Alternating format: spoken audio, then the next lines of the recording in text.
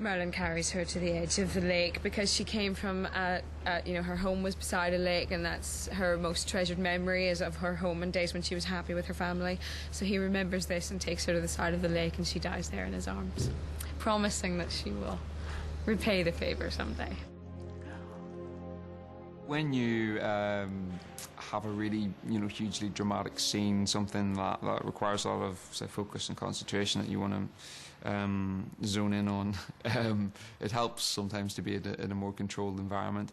When you're outside filming at a lake in Wales, when who knows what the weather's going to do, it's not always easy. Well, gosh, it was raining a lot, so I did spend the entire day drenched. It rained heavier in between, so they would wait for the sort of the bulk of it to go off, and then shoot in the rain.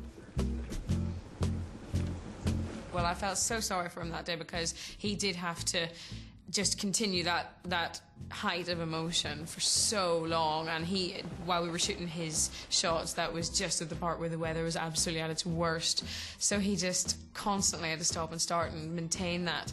But you know, he's great, so he did it very, very well. He's an absolute professional. If, for example, you've got a very emotional scene, you're supposed to be very upset, and things like torrential rain on you all add to a feeling of doom and gloom and vulnerability. And you know, if you're soaked through, you're also uncomfortable, and you know, you're probably cold and shivering. All of these things can kind of contribute to it. One day, Merlin, I will repay